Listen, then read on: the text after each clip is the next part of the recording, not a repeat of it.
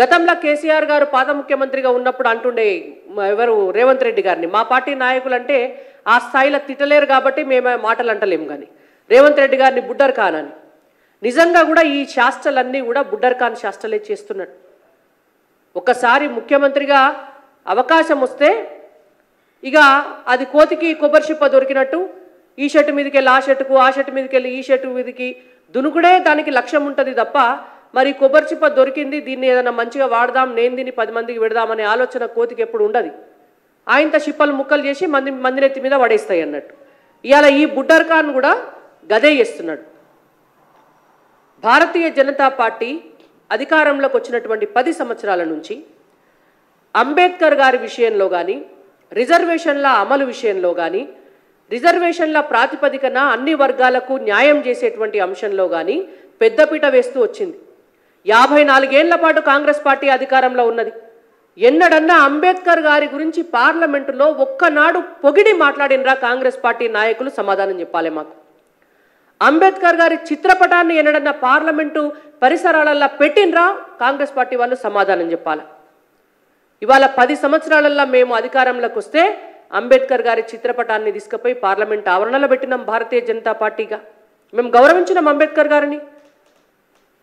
అంబేద్కర్ గారు రాసినటువంటి రాజ్యాంగంకి మర్యాద ఇవ్వాలని చెప్పి ఇవాళ బీసీలకు 27 మందికి కేంద్ర మంత్రి పదవులను ఇచ్చినాం. ఎస్టీలకు 8 మందికి కేంద్ర మంత్రి పదవులు ఇచ్చినాం. ఎస్సీలకు 12 మందికి కేంద్ర మంత్రి పదవులు ఇచ్చినాం. మహిళలకు 12 మందికి కేంద్ర మంత్రి పదవులు ఇచ్చినాం. ఎన్నడన్నా కాంగ్రెస్ పార్టీ ఈ రేషియోలో ఎస్సీలకు కానీ ఎస్టీలకు కానీ బీసీలకు కానీ మహిళలకు కానీ అవకాశాలు ఇచ్చిందా కాంగ్రెస్ పార్టీ? చెప్పాలి. అంబేద్కర్ గారికి భారతరత్న ఇచ్చినటువంటి పార్టీ భారతీయ జనతా పార్టీ.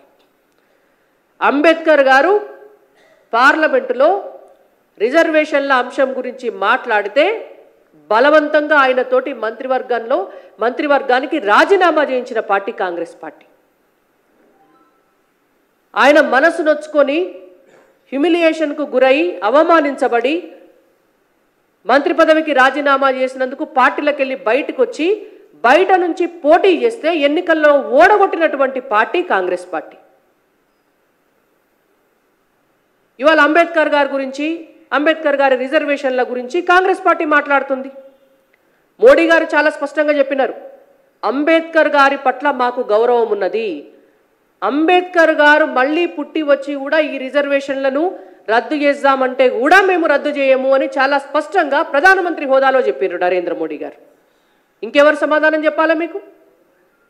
మీ బుడ్డర్ ఖాన్ లెక్క అబద్ధాలు చెప్పే నాయకుడు కాదు కదా నరేంద్ర మోడీ గారు. 6 గ్యారెంటీలు 100 రోజులలో అమలు చేస్తాం, డిసెంబర్ 9నే రైతు రుణమాఫీ చేస్తాం, రాంగనే మొత్తం నోటిఫికేషన్లు ఇచ్చి ఉద్యోగాలు ఇస్తాం అని చెప్పి డిసెంబర్ 9 పోయింది, 100 రోజులు పోయినాయి, ఎంపీ ఎలక్షన్లు పోతున్నాయి, మళ్ళీ ఆగస్టు 15. ఎందుకంటే స్థానిక సంస్థల ఎన్నికలు కూడా అయిపోతాయి కాబట్టి ఈ అప్పుడు అడిగేటోడు ఎవడుండడు, తెలంగాణ ప్రజల నెత్తి మీద చిప్ప పెట్టచ్చని ఆలోచన.